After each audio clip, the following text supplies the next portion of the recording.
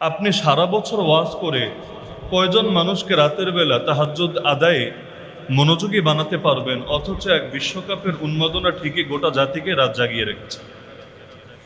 হাজারো ওয়াজ দিয়ে যা হবে না, শুধুমাত্র এই উন্মাদনাই মানুষকে সেই পর্যায়ে নিয়ে উপনীত করেছে। তো একদিন দুদিনের জন্য না, দেখবেন মাস অতিক্রম হয়েছে, কিন্তু রাত জাগার আমল তাদের বন্ধ হয় নাই। কেন? কারণ এই উন্মাদনা তাদের ভেতরে এতটা ভর করেছে। হ্যাঁ, আপনি গিয়ে জিজ্ঞেস করেন, ভাই তুমি এটা দেখছো, তোমার জন্য কি এটা দেখা উচিত? সে বলবে, আরে এর চাইতে খারাপটা দেখি। তো সেই তুলনায় এটা তো আরো হালকা জিনিস, কারণ এক পাপ দিয়ে এখন মানুষ আরেক পাপের বৈধতা দেওয়ার চেষ্টা করে। কেউ যদি জিনা করে সে বলবে ধর্ষণ তো করছি না, কেউ যদি সমকামিতা করে সে বলবে বলাৎকার তো করছি না, কেউ যদি মদ খায় সে বলবে কুফর শিরিক তো করছি না। একইভাবে কেউ যদি এই জাতীয় খেলার উন্মাদনায় মেতে ওঠে সে বলবে পর্নোগ্রাফি তো দেখছি না, হারাম গান বাজনা তো দেখছি না। তার মানে ওই বড়টার চাইতে যেহেতু এটা হালকা আছে, সুতরাং এটা মনে হয় বড়সড় কোনো পাপের বিষয় না। নাউযুবিল্লাহি মিন যালিক। এভাবেই একটা একটা করে পাপ সমাজের মধ্যে নর্মালাইজ হয়। হ্যাঁ, ইসলামে খেলা নিষেধ না, ইসলাম খেলাধুলাকে ঢালাওভাবে হারাম করে নাই। ইসলাম কিছু কিছু খেলাকে আর উৎসাহিত করেছে, যেই খেলায় দ্বীনের ফায়দা বা দুনিয়ার ফায়দা, মূলনীতি মাথায় রাখবেন, যেই খেলায় দ্বীনের ফায়দা মানে দ্বীনি বিবেচনায়, ধর্মীয় বিবেচনায় উপকার আছে অথবা দুনিয়ার বিবেচনায় উপকার আছে, ইসলাম এমন খেলাকে আর উৎসাহিত করেছে। যেমন আল্লাহ রসুল কিছু খেলার নাম বলেছেন, ঘোড়াকে প্রশিক্ষণ দেওয়া, ঘোড়দৌড় করা, একইভাবে আর্চারি, তীরন্দাজি করা। আল্লাহ রসুল এই খেলাগুলোর প্রশংসা করেছেন, হাদিস শরীফের মধ্যে বিশুদ্ধ হাদিসে এগুলো বর্ণিত আছে। কেন? কারণ ওই জামানায় জিহাদের ময়দানে এগুলো কাজে লাগতো। তো কেউ যদি এগুলো খেলা হিসাবেও শেখে, জিহাদের ময়দানে এর দ্বারা সে উপকার লাভ করবে। এখনো পর্যন্ত একজন মানুষ যদি এমন খেলা খেলে যেই খেলার দ্বারা তার ফিটনেস ভালো থাকে, তার শারীরিক সুস্থতা ভালো থাকে, এবং যেই খেলার দ্বারা সে শক্তিশালী মুমিনের খাতায় নিজের নাম লেখাতে পারে, এবং কখনো জিহাদের ময়দানেও প্রয়োজন হলে তার সেই শক্তি সে ব্যয় করতে পারবে, নিঃসন্দেহে ইসলামের দৃষ্টিতে সেটা প্রশংসনীয় হবে, কোনো সন্দেহ নাই। যেমন আল্লাহ রসুল বলেন, ঘোড়ার কপালে কেয়ামত পর্যন্ত কল্যাণ লেখা থাকবে, কেয়ামত পর্যন্ত। তার মানে দুনিয়াতে গাড়ি যতই আবিষ্কার হোক, বাইক যতই আবিষ্কার হোক, ঘোড়ার ফজিলত চিরকাল থাকবে। আজও যদি কেউ হর্স রাইডিং শেখে এবং সে এটাকে আল্লাহ রসুল সাল্লাহ সাল্লামের সেই হাদিস সামনে রেখে এটার প্র্যাকটিস করে, নিঃসন্দেহে এর দ্বারাও তার আমল নামায় সব লেখা হতে থাকবে। একইভাবে যেই খেলার দ্বারা দুনিয়ার ফায়দা অর্থাৎ দ্বীনের আহামরি লাভ না হলেও দুনিয়াবি বিবেচনায় তার কোনো উপকার আছে, ইসলাম সেটাকে উৎসাহিত করে। কিন্তু যেটাতে দ্বীনেরও লাভ নেই, দুনিয়ারও লাভ নেই, পুরাই বেহুদা, পুরাই অনর্থক, ইসলাম সেটাকে অনুৎসাহিত করে। সাধারণভাবে অনুৎসাহিত করে, কখনো কখনো অনুৎসাহিত না, বরং নাজায়েজের খাতায় গিয়ে পড়ে। কিভাবে? এই যেমন ফুটবল খেলা যারা দেখে, ফুটবল খেলোয়াড়রা হাফ প্যান্টটা যে পরে, হাফ প্যান্ট পরলে সতর খোলা থাকে নাকি থাকে না? পুরুষের সতর কোন পর্যন্ত? নাভির নিচ থেকে নিয়ে হাঁটুর নিচ পর্যন্ত। হাঁটুটাও সতরের অংশ, মাথায় রাখবেন। হাঁটুটাও নাভি সতরের অংশ না, নাভির নিচ থেকে শুরু, কিন্তু হাঁটুর নিচ পর্যন্ত, অর্থাৎ হাঁটুটাও ঢেকে রাখতে হবে, এটা পুরুষের সতর। এই মাসালা জানে না কে? বাংলাদেশে এমন একজন মানুষও পাওয়া যাবে না যে এই মাসালা জানে না। আপনি যখন একজন ফুটবল খেলোয়াড়কে দেখছেন, তার সতর আপনার ইচ্ছায় বা অনিচ্ছায় চোখে পড়ছে নাকি পড়ছে না? তাহলে আরেকজনের সতর দেখা হালাল না হারাম? একইভাবে খেলার মধ্যে শুধু তো খেলাই দেখায় না, যখন গ্যালারির দিকে ক্যামেরাটা ঘোরাবে, নারীদের চেহারা যখন ভেসে উঠবে, কয়বার নিজের চোখকে আপনি বাঁচাবেন? এই যে 2বার 4বারও যদি নারীর গায়ে আপনার চেহারা পড়ে, যতবার আপনার দিলে নারীর প্রেম উথলে উঠবে, লিখে রাখতে পারেন, ততবার আপনার ভেতর থেকে ইবাদতের মজা, নামাজের মজা, জিকিরের মজা, তেলাওয়াতের মজা, আল্লাহকে ডাকার মজা, জিহাদের মজা, দাওয়াতের মজা, ইলমের মজা ধীরে ধীরে উঠে যেতে থাকবে। 2 মজা একসঙ্গে জমা হয় না।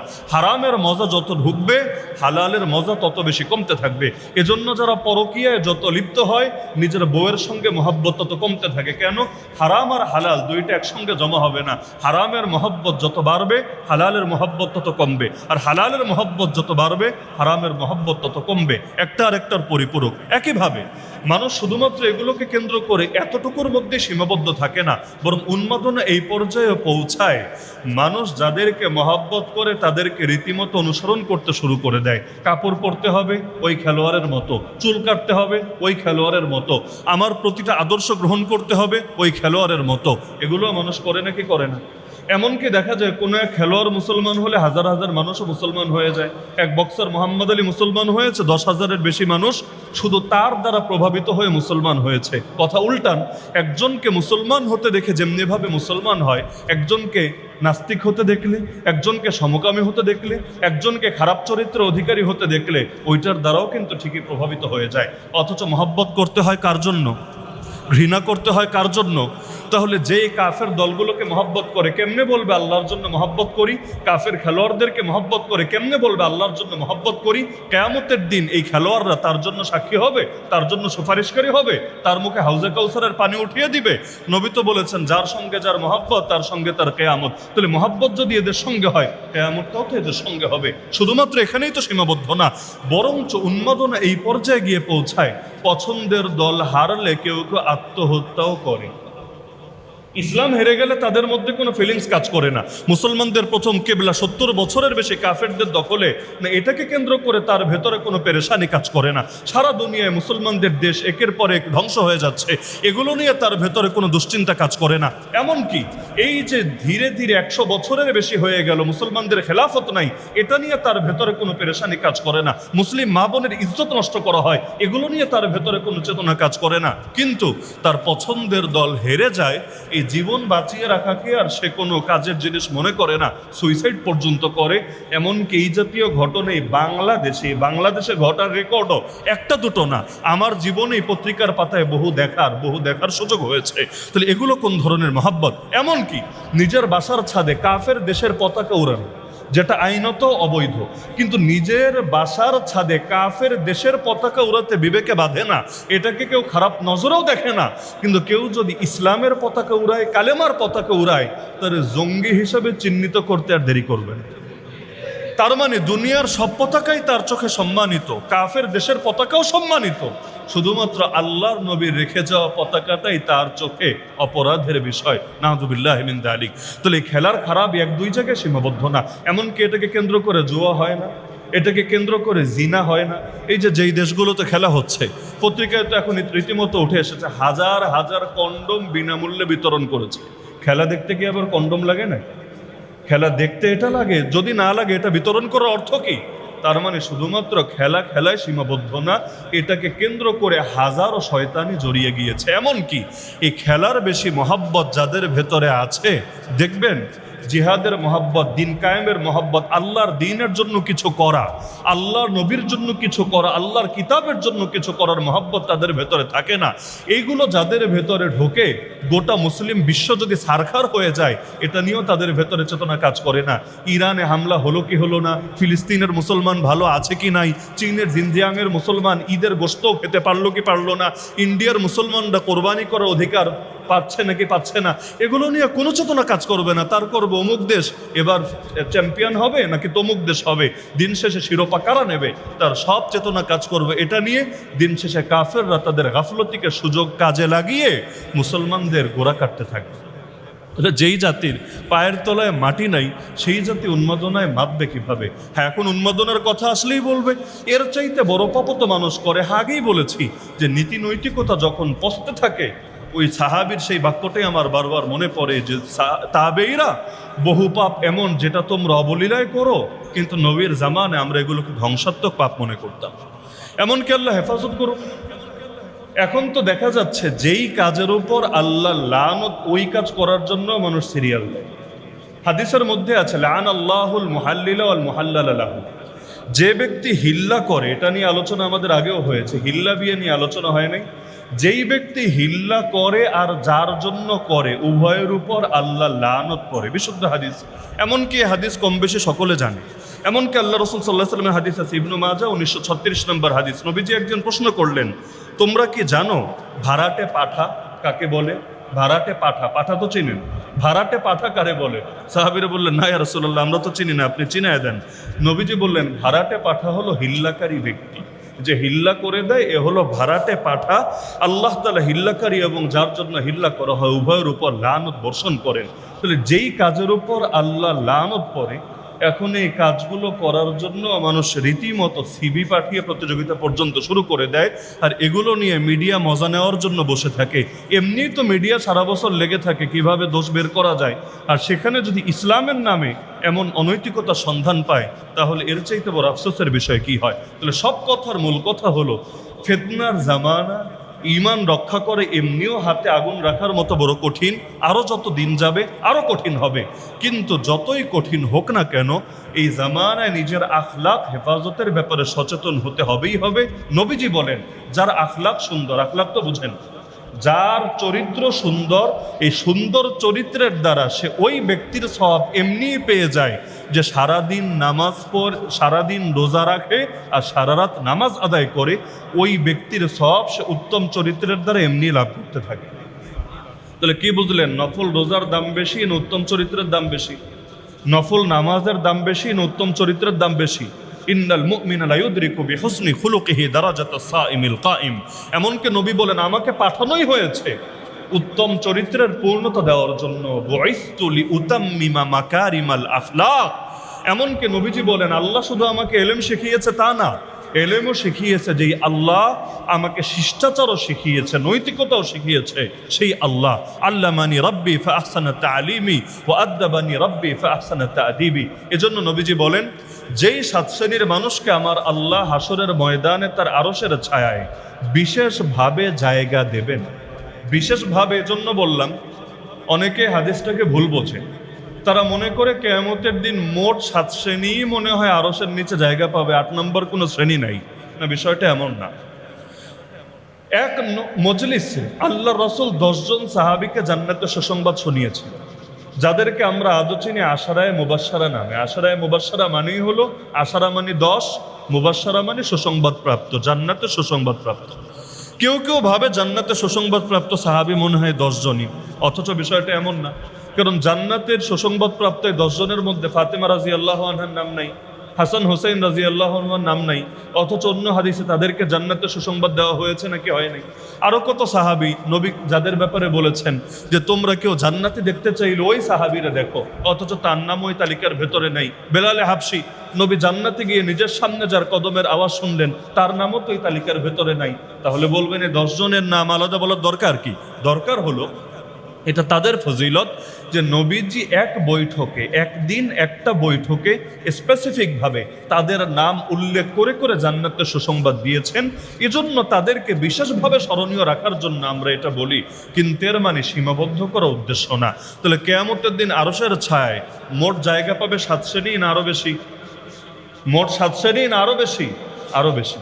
যেমন আরেকটা ভুল ধারণা দূর করে দিই, অনেকে ভাবে আল্লাহর নাম 99টা। কমন ধারণা, আল্লাহর নাম 99টা, এটাই তো আমরা ছোটবেলা থেকে শিখে এসেছি। অথচ বাস্তবতা হলো আল্লাহর 99টা নাম মুখস্থ রাখলে জান্নাত পাওয়া যাবে। এক হাদিস ওই 99টার ফজিলত বলা হয়েছে, এর মানে বাকিগুলো অস্বীকার করা হয়েছে, বিষয়টা এমন না। এজন্য দেখবেন ওই বিভিন্ন প্রদর্শনীতে, বিভিন্ন মাদ্রাসার নুরানি বিভাগের প্রদর্শনীতে বাচ্চারা মাইক হাতে নিয়ে 99টা নাম শোনায়, অথচ এর মধ্যে এমন এমন নামও মিস থাকে যেগুলো কোরআনে আছে। এমন নামও মিস থাকে যেটা আপনিও ডাকেন আল্লাহকে, যেমন হান্নান, মান্নান। অনেকে নামও রাখে আব্দুল হান্নান, হান্নানের বান্দা, আব্দুল মান্নান, মান্নানের বান্দা। কিন্তু এই বাচ্চারা যখন 99টা শোনায়, কান পেতে শুনবেন, দেখবেন হান্নান পান কিনা, মান্নান পান কিনা, দেখবেন হান্নান মান্নান নাই। তাহলে এগুলো কি আল্লাহর নাম না? অবশ্যই নাম। তাহলে 99টা নাই কেন? আরে ভাই, কখনো যদি কোনো হুজুর ইয়াসিন সূরার ফজিলত শোনায়, এর মানে এটা না যে কোরআনে একটাই সূরা আছে। কখনো যদি ওই কুল হু আল্লাহর ফজিলত শোনায়, এর মানে এটা না কোরআনে খালি কুল হু আল্লাহই আছে। কোনো একটার ফজিলত শোনানো মানে বাকিগুলো অস্বীকার করা না। তো 99টা নাম মুখস্থ রাখলে জান্নাত পাওয়া যাবে, এতটুকু বলা হয়েছে।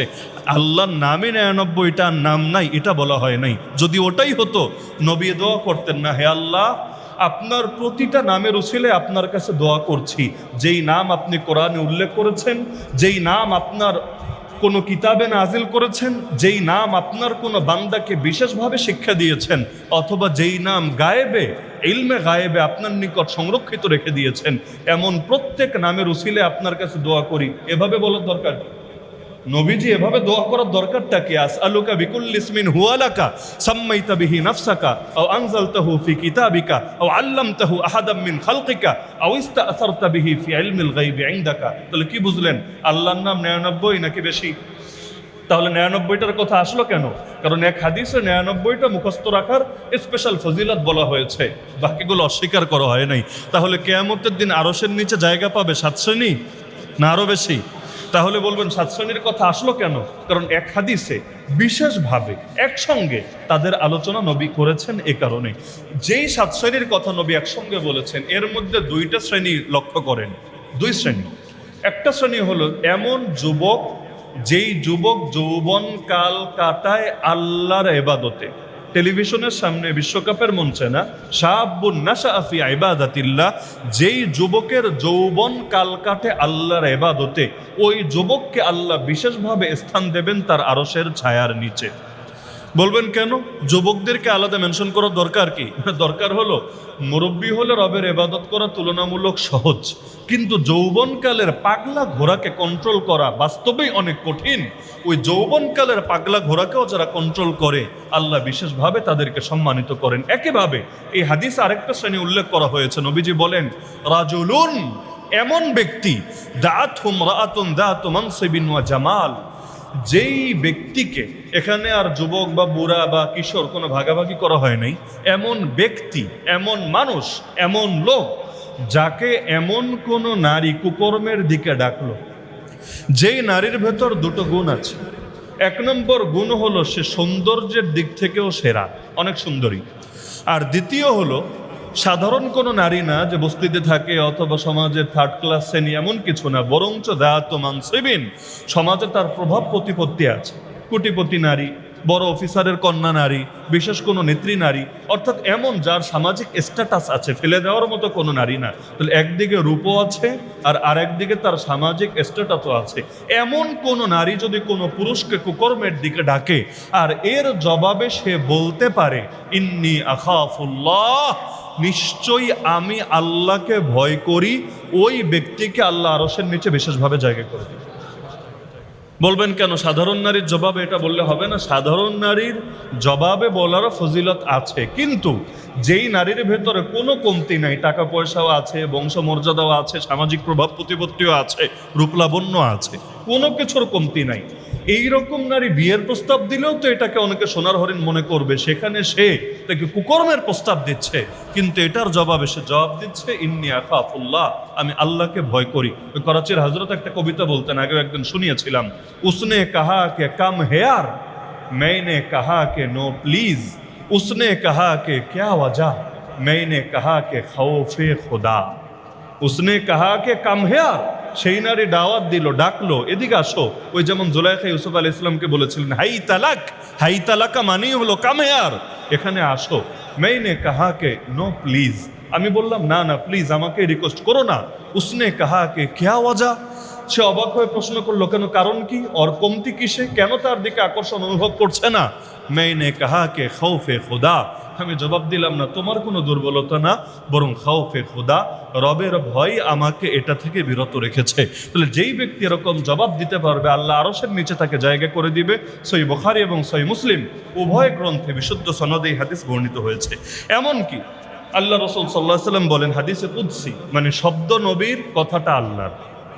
আবু হুরায়রা রাদিয়াল্লাহু আনহু বর্ণনা করেন, নবীজি বলেন, স্বয়ং আল্লাহ বলেছেন, ওয়া ইজ্জতি ওয়া জালালি, আমার মহিমার কসম, আমার সত্তার কসম, আল্লাহ নিজে নিজের কসম খেয়ে বলছেন, লা আজমাউ আলা আবদি খাউফাইনি ওয়ালা আমনাইন, আমার বান্দার উপরে 2 ভয় আর 2 নিরাপত্তা আমি একত্রিত করব না। কথাটা শুনতে একটু অস্পষ্ট মনে হয়, 2 ভয় অথবা 2 নিরাপত্তা আমার বান্দার উপর আমি একত্রিত করব না। এক ভয় দিলে আরেক ভয় দিব না, এক নিরাপত্তা দিলে আরেক নিরাপত্তা দিব না। বলবেন এর মানে কি? আল্লাহ নিজে স্পষ্ট করেছেন, ইদা আমিনানি ফি দুনিয়া আখাফতুহু ইয়াউমাল কিয়ামাহ, দুনিয়াতে যদি বান্দা আমার ব্যাপারে নির্ভয় থাকে, পাপ করতে গেলে যেমন মানুষের আর ভয় কাজ করে না, চোর চুরি করতে গেলে ভয় পায় না, ডাকাত ডাকাতি করতে গেলে ভয় পায় না, এমনকি আল্লাহ মাফ করুক, এখন তো পাপের বেলায় আল্লাহর নাম নিতে দ্বিধা হয় না। চোর চুরি করে বলে শুকর আলহামদুলিল্লাহ, ডাকাতি করার আগে আল্লাহর সাহায্য চায়, বিসমিল্লাহির রহমানির রহিম, আল্লাহ তোমার নামে শুরু করলাম, তুমি বরকত দিয়ে দিও। এমনকি পছন্দের দল যাতে শিরোপা নিতে পারে এজন্য মানুষ সালাতুল হাজত আদায় করে, আল্লাহর কাছে বিশেষভাবে কাঁদতে থাকে। দেখবেন হাত এভাবে উঠিয়ে খুব দোয়া করছে, চোখ থেকে পানি ঝরছে, আল্লাহ বিজয় দিয়ে দাও, আল্লাহ একটা গোল করার তৌফিক দিয়ে দাও। মানে পাপের কাজেও আল্লাহকে জড়ায় নিচ্ছে। তাহলে যেই ব্যক্তি দুনিয়াতে আল্লাহর ব্যাপারে নির্ভয় থাকে, আল্লাহ বলেন আখাফতুহু ইয়াউমাল কিয়ামা, কিয়ামতের দিন আমি তাকে ভয়ের ভেতরে ফেলবো, তাকে ভীত সন্ত্রস্ত করব। দুনিয়াতে আমার ব্যাপারে তার দিলে ভয় ছিল না, কিয়ামতের দিন আমি তাকে চূড়ান্ত ভয়ে ফেলবো আর নিরাপত্তা দিব না। আর যেই বান্দার বিষয়টা উল্টা, ওয়াইদা খাফানি ফিদ দুনিয়া আম্মানতুহু ইয়াউমাল কিয়ামা, দুনিয়াতে যে আমাকে ভয় করেছে, কিয়ামতের দিন তাকে আর আমি ভয় দেব না, বরঞ্চ কিয়ামতের দিন তাকে নিরাপত্তার ভেতরে রাখবো, সেদিন ভয় আর তাকে স্পর্শ করব না। এমনকি আল্লাহ রাসূল সাল্লাল্লাহু আলাইহি ওয়াসাল্লাম এই যে হাদিসের মধ্যে যেটা জানালেন, সহিহ ইবনে হিব্বান, শুআবুল ঈমান সহ অসংখ্য হাদিসের কিতাবে বিশুদ্ধ সনদে বর্ণিত আছে, এই জাতীয় কথা কোরআনের মধ্যেও আছে। কিছু বান্দা এমন যাদেরকে কিয়ামতের সেই বিভীষিকাময় ভয়ও তাদেরকে ভীত করতে পারবে না, কারণ দুনিয়াতে তারা আল্লাহকে ভয় করেছে, এজন্য আল্লাহ হাসরের ময়দানে তাদেরকে আর ভয়ের ভেতরে ফেলবেন না। এমনকি আয়েশা রাদিয়াল্লাহু আনহা থেকে বর্ণিত হাদিস, আল্লাহ রাসূল সাল্লাল্লাহু আলাইহি ওয়াসাল্লাম বলেন, ইয়া উম্মাতা মুহাম্মদ, নিজেই ডেকে ডেকে বলছেন, হে মুহাম্মাদের উম্মতরা শোনো।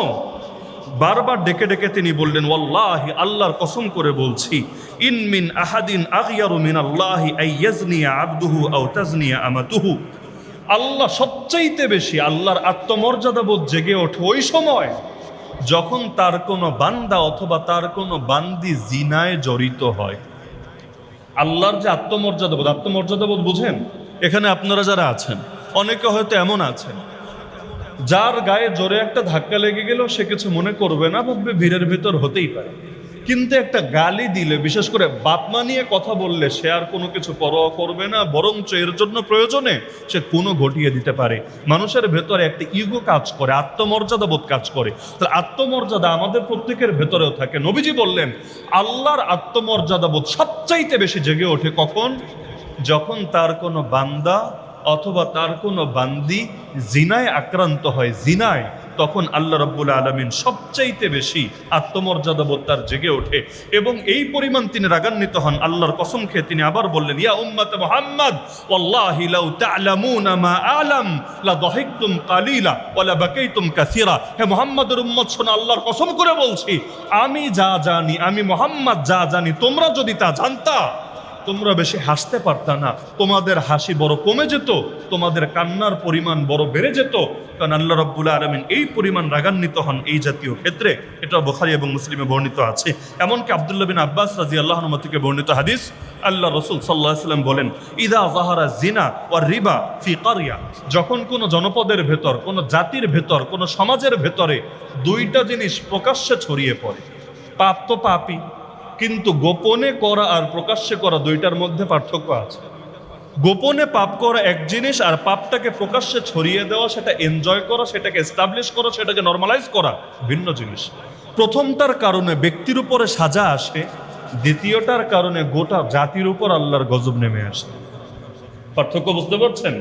এজন্যই দেখবেন নবীদের জাতিগুলোকে আল্লাহ যখন ধ্বংস করতেন, নবীদেরকে এলাকা থেকে বের হয়ে যেতে বলতেন। কেন? কারণ এলাকায় যদি থাকেন, নবী হয়েছেন, তাতে কি ওই গজবে তাদেরকেও ক্ষতিগ্রস্ত হতে হবে। কারণ এলাকায় যখন আগুন লাগে, হুজুরের ঘরও ঠিকই পড়ে, এটাই স্বাভাবিক। এখন পাপ যেই করুক না কেন, যখন পাপের কারণে আযাব চলে আসে, আল্লাহ এজন্য সতর্ক করেন, ওয়াত্তাকু ফিতনা, বান্দা ভয় করো সেই শাস্তিকে, লা তুসিবান্নাল্লাযীনা যালামু মিনকুম খাসসা, যেই শাস্তি একবার যদি চলেই আসে খালি পাপীদেরকে ধরবে এমন না, পাপীদের পাপের কারণে আসবে, কিন্তু যখন চলেই আসবে শুধু পাপীদেরকে ধরবে না, সবাইকে আক্রান্ত করে ছাড়বে। এজন্যই জালেমের জুলুমের ব্যাপারে সরকারও যদি জালেম হয় আর জনগণ যদি সেটার ব্যাপারে মুখ বন্ধ করে রেখে দেয়, কোনো প্রতিবাদ নাই, কোনো নাহি আনিল মুনকার নাই, তখন শুধু সরকারের উপরেই আল্লাহর গজব অবধারিত হয় না, ওই মুখের মধ্যে কুলুপ এঁটে রাখা ওই বোবা শয়তান জাতির উপর আল্লাহর গজব অবধারিত হয়ে যায়। এজন্য জুলুম যে লম্বা হয়, এর পেছনে আমাদেরও দায় থাকে। কারণ শুরু করতে হয় বান্দাকে, শেষ করেন আল্লাহ। বদরের ময়দানে বান্দা বান্দা নেমেছে, আল্লাহ আসমান থেকে ফেরেশতা পাঠিয়ে সাহায্য করেছেন। কেন বদরে নামার আগে সাহায্য করতে পারলেন না? মক্কায় থাকতেই বিজয় এনে দিতে পারলেন না? পারতেন। আমার আল্লাহর শক্তিতে কমতি নাই, কিন্তু আল্লাহর সিস্টেম না। আল্লাহর সিস্টেম হলো ইনতানসুরুল্লাহ ইয়ানসুরকুম। যদি আল্লাহর সাহায্যে এগিয়ে আসো, আল্লাহ তোমাদের উপর আসমান থেকে গাইবী মদদ, গাইবী নুসরত ঢেলে দিবেন। একইভাবে জনগণ যদি জেগে ওঠে, আল্লাহ জালেমদের ভেতরে ভয় ঢুকিয়ে দেন, জালেমরা তখন ল্যাজ গুটিয়ে পালাতে বাধ্য হয়। তাদেরকে এই জনগণকে সাহায্য করা আল্লাহ অবধারিত করে নেন। আর জনগণ যদি জুলুমের সঙ্গে আপোষ করে নেয়, তখন আমার আল্লাহর সাজা গোটা জাতির উপরই অবধারিত হয়ে যায়। এই দুটো পার্থক্য মাথায় রাখার জিনিস। তো নবীজি বলেন, যখন কোনো জাতির ভেতর দুটো পাপ প্রকাশ্যে ছড়িয়ে যাবে, এক নম্বর পাপের নাম হলো জিনা, যেটা আমাদের দেশে এখনো প্রকাশ্যে ছড়ায় নাই। আমাদের দেশে প্রকাশ্যে ছড়ায় নাই। আর যদি জিনা বলতে সব জিনাই ধরি, চোখের জিনা, কানের জিনা, জবানের জিনা, কোনটা বাকি আছে রে ভাই? এমনকি এখন তো আমরা থাকি এমন সব আধুনিক রাষ্ট্রে, রাষ্ট্রীয় ব্যবস্থাপনায় জিনাকে প্রমোট দিতে থাকে। যত নাটক, যত সিনেমা, যত গান, যত সাহিত্য, সব জায়গায় খালি জিনার সুরসুরি, জিনার উস্কানি সারাদিন। আর এমনি জাতি ক্ষুধার্ত। কিভাবে? অধিকাংশ মানুষের বিয়ের বয়স হয়েছে বহু আগে, কিন্তু সামাজিক কারণে অথবা আর্থিক কারণে বিয়ে করতে পারছে না। তাহলে এমনি যদি পেটে খাবার নাই, 3 দিন ধরে খাবার পাচ্ছে না, তার সামনে একবার বার্গার দেখান, একবার গ্রিল দেখান, একবার চাইনিজ আইটেম দেখান, একবার ফাস্টফুড দেখান, একবার কাচ্চি বিরিয়ানি দেখান। আরে কতক্ষণ সে সবর করতে পারবে? এক পর্যায়ে যদি সে ভালোই না পায়, প্রয়োজনে ছিনিয়ে নিবে। তো জাতিতে এমনি ক্ষুধার্ত। শুধুমাত্র অবিবাহিতরা ক্ষুধার্ত তা না। আরে বিয়ে তাকওয়া অর্জনে সহায়ক, কিন্তু বিয়ে এমন কোনো ট্যাবলেট না বিয়ে করলেই সবাই অটো মুত্তাকি হয়ে যাবে। বিয়ে করলেই যদি সবাই মুত্তাকি হতো, এই ছোট্ট রামিসাকে এক বিবাহিত যুবক কেন নির্মমভাবে হত্যা করে ছাড়লো? যেই ধর্ষক তাকে খুন করেছে সে কোনো অবিবাহিত পুরুষ ছিল না, এমন না যে তার বউ ছিল না, এ কারণে সে চারিত্রিকভাবে খারাপ হয়েছে। আরে ঘরে বউ আছে, ওই বউকে সাথে নিয়ে শুধু ধর্ষণ না, মেয়েটাকে হত্যা পর্যন্ত করে ফেলেছে। কেন? বিয়েই যদি মানুষকে অটো পীর বানাতো, অটো মুত্তাকি বানাতো, অটো হাসান বসরি বানাতো, তাহলে সে পারতো না এই কাজ করতে, বরং বিয়ের পর অটো বুজুর্গ হতো। বিয়ে তাকওয়া অর্জনে সহায়ক, কিন্তু বিয়ে মানে এটা না যে অটো মুত্তাকি হবে, বরঞ্চ নফসের সঙ্গে যুদ্ধ, নফসের সঙ্গে মুজাহাদা, মানুষকে মরণ পর্যন্ত, শেষ নিঃশ্বাস পর্যন্ত করা লাগবে।